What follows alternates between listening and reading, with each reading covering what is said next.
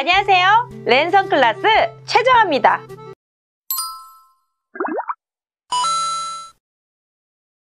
안녕하세요. 랜선 인문학 인상주의 화가 폴 고갱 세 번째 이야기.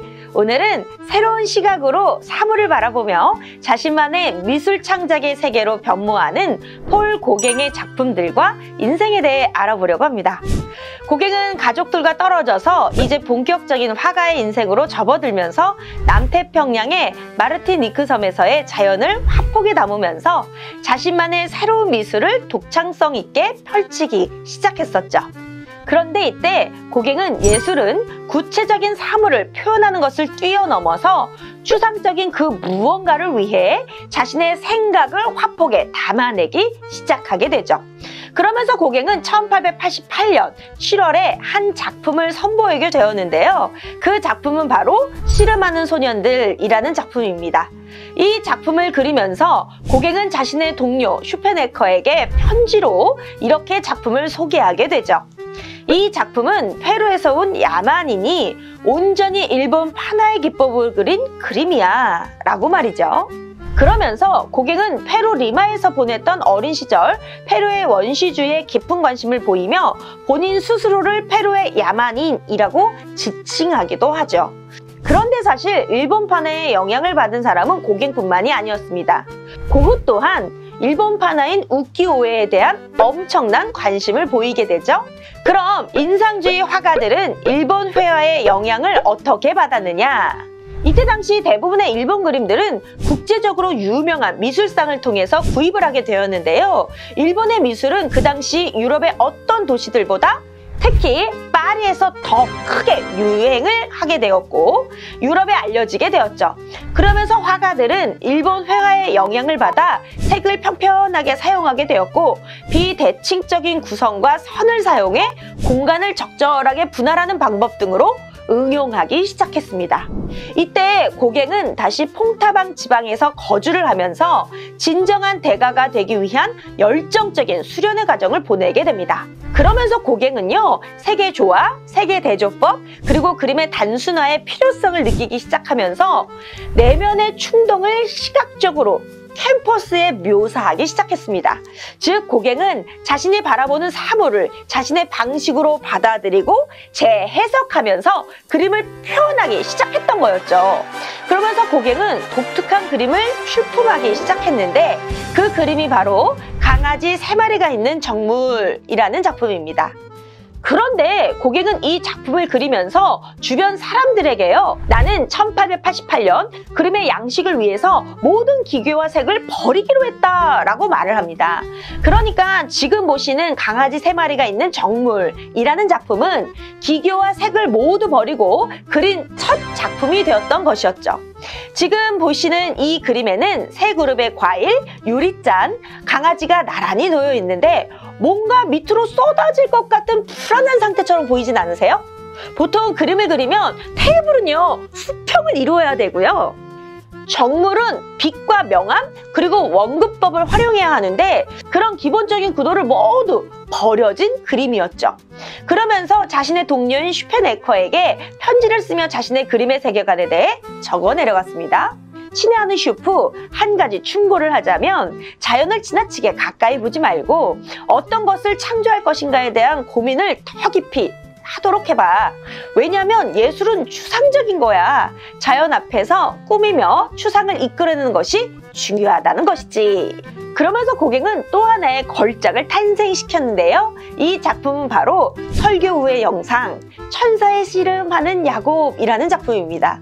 이 작품은 고갱의 대표 작품이라고 할 만큼 훌륭한 작품으로 손꼽히기도 하는데요. 고갱은 그들의 혼을 담고 창조의 태초부터 이어져 온 부유탄유의 경치와 주민들의 개성을 표현하려고 노력했던 작품 중 하나였습니다. 이 작품은 원시주의와 일본 회화의 기법이 적절하게 혼합시키면서 일본 그림처럼 대각선을 중심으로 화면을 분할하고 넉넉한 여백과 함께 색을 평평하게 표현하게 됐죠. 그러면서 그림에 강조한 추상의 원리가 여기서 뚜렷하게 나타나기 시작했고 조형주의와 상징주의가 적절하게 균형을 이루기 시작합니다. 그림을 보면 왼편에는요, 부동 자세로 기도를 하는 부르통 주민들로 구성해 놓고 대각선으로는 기울어진 나무 뒤로 천사와 씨름을 하는 야곱을 삽입하게 됩니다. 그리고 고갱의 작품을 완성하고 난 뒤에 스케치를 해서 반 고우에게 편지를 보내주게 되죠. 그러면서 고우에게 설명하기를 천사와의 씨름은 설교 후 주민들이 기도하는 중에 상상할 수 있는 영상으로 한쪽은 자연적인 모습을 담게 되었고 다른 한쪽은 비자연적인 모습을 표현한 것이다 라고 적게 되죠. 그런데 고갱은 이 그림을 퐁타방 교회에 기증을 하려고 했지만 교회 측은 이를 거부하고 합니다. 이렇게 고갱은 씨름하는 소년들 작품에서 이미 일본 회화의 요소를 응용하고 설교 후의 영상에서도 이를 응용하며 자신만의 독특한 화풍 그리고 세련된 채색 화가로 우뚝 서기 시작했습니다. 그러면서 고갱은 자신을 비롯해 퐁타방 젊은 화가들에게 종합주의 화풍의 선구자가 되었죠. 그리고 고갱은 메르키르드 프랑스의 상징주의 미술이란 제목으로 작품을 그리면서 자신은 사물을 어떻게 바라보고 생각하는가를 설교 후의 영상이라는 작품을 비유하며 기고까지 하게 되었습니다. 그래서 몇몇 사람들은 고갱을 상징주의 학교의 교장이라고 부르기까지 한다네요. 이제 폴 고갱은 사람들에게 새로운 미술의 창시자로 존경을 받으며 젊은 화가들은 고갱을 선각자 또는 스승으로 여기며 그를 따르기 시작했죠. 특히 폴 쉐리지에는 고갱을 매우 존경을 했으며 나중에 파리 친구들에게 함께 나비파를 결성하게 됩니다.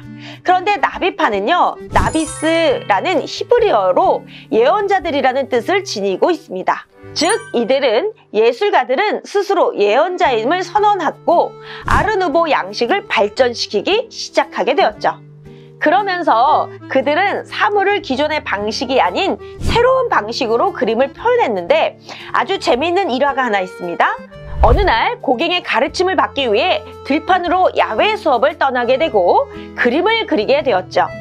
고갱이 쉐리지에게 그림을 그리며 질문을 하나 던졌습니다. 저 나무가 어떻게 보이느냐? 그러자 쉐리지에가요, 노랗게 보입니다. 이렇게 대답을 했죠. 그랬더니 고갱이 하는 말이요, 그럼 내가 생각하기에 가장 적합한 노란색으로 칠해보아라. 그렇다면 저기 있는 연못에 비친 나무들은 어떻게 보이니?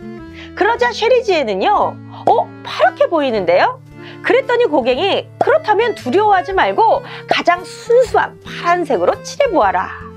자, 그럼 저기 있는 잎들은 어떻게 보이지? 그러자 쉐리지에는요, 제 눈에는 주홍색으로 보입니다. 그러자 고갱이요, 그렇다면 주홍색으로 칠해야겠지? 쉐리지에는 고갱의 이야기를 들으며 작은 시가상자 뚜껑에 풍경화를 그리게 됐는데요. 아주 과격한 형태와 색의 대비로 그림은 완성되게 되었죠. 이 작품이 바로 폴 쉐리지에의 부적이라는 작품입니다. 이 작품은 평평하게 사용한 색들과 거의 완전 추상으로 표현된 작품이 됩니다. 그리고 이 그림이 완성이 되자 쉐리지에는요, 너무나 흥분을 하면서 이 그림을 가지고 파리에 돌아와서 친구들에게 그림을 보여주면서 자랑을 하게 돼요. 그러면서 야, 이게 폴 고갱 선생님이 가르침으로 만들어진 작품이라고. 그런데 친구들은 오히려 이 작품을 보자마자 쉐리지에를 의심했다고 하네요. 정말 이 그림이 고갱이 가르친 게 맞는가 라고 말이죠. 그런데 쉐리지에는 부적이라는 작품을 그린 뒤 이와 비슷한 그 어떤 그림도 그리지 않았습니다. 그러나 쉐리지에의 친구였던 모리스 드니는 우리는 부적이라는 작품을 보면서 모든 미술품을 변화시킬 수 있다는 확실한 깨달음을 얻었다라고 말을 하며 더욱더 고갱을 자신의 대표적 스승으로 추앙하기 시작했죠. 이렇게 고갱은 자신의 새로운 그림을 창조하고 발전할 무렵 파리의 한 화랑에서 운명적인 한 사람을 만나게 되었는데요. 그 사람이 바로 고갱의 인생에서 빼놓을 수 없는 인물, 빈센트 반 고흐였습니다. 첫 만남은 1887년 11월이었죠. 고흐는 고갱의 시적인 그림에 깊이 매료가 되었고 고갱도 고흐에게 매우 큰 관심을 보이기도 했었습니다. 그런데 사실 고갱은 고흐에게 관심을 보였다기보다는 잘 나가는 파리의 화상 고흐의 동생 테오에게 관심이 있었던 거였죠. 왜냐하면 누구보다도 성공했던 주식 중개인이었지만 이제는 하루 벌어 하루를 살아야 하는 가난한 예술가에게 그림을 팔아주는 화상은 갑, 오부, 갑이라고 생각하지 않았을까요? 그리고 이때 당시 태호는 인상주의 화가들의 그림을 열렬히 홍보하는 홍보대사의 역할을 도맡아 했기에 고갱은 누구보다도 태호에게 잘 보여야 했을 겁니다. 그러나 고갱과 고우는 공통점이 하나 있었는데요. 바로 늦은 나이에 시작한 화가였기에 둘은 서로에게 호감을 보이며 서로의 그림을 교환하게 됩니다. 그 그림이 바로 고우는 파리에서 그린 2점의 해바라기를 고갱에게 주었고, 고갱은 자신의 그린 풍경화 중 마르티니크의 호숫가에서라는 작품을 선물로 주며 호감을 표시하게 되었죠. 그리고 이 해바라기는 랑프랑스 아르에서 해바라기 시리즈를 만드는 시초가 됩니다. 만약 고우의 해바라기 시리즈에 대한 이야기가 궁금하시다면요, 랜선 인문학 고우편 꼭 한번 보고 오세요. 그런데 고우는 이때 고갱의 그림에서 무언가를 느꼈던 것일까요?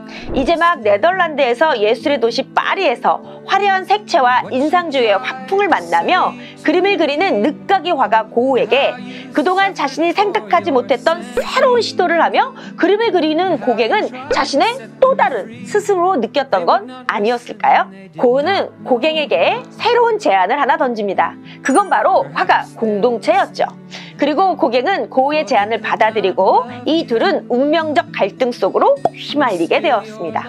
사실 고우와 고갱의 화가 공동체 시절 갈등은 제가 고우편에서 다뤄드렸는데요. 그렇다면 다음 시간에는 고갱과 고우의 작품은 서로 어떻게 달랐는지, 서로의 가치관과 다른 가치관에서 탄생한 걸작들을 비교해보는 시간으로 찾아올게요. 코로나로 여행을 갈 수는 없지만 랜선 미술관을 통해 다양한 그림 감상도 업, 작품의 이해도 업, 언제나 예술을 쉽게 설명하는 랜선 클래스.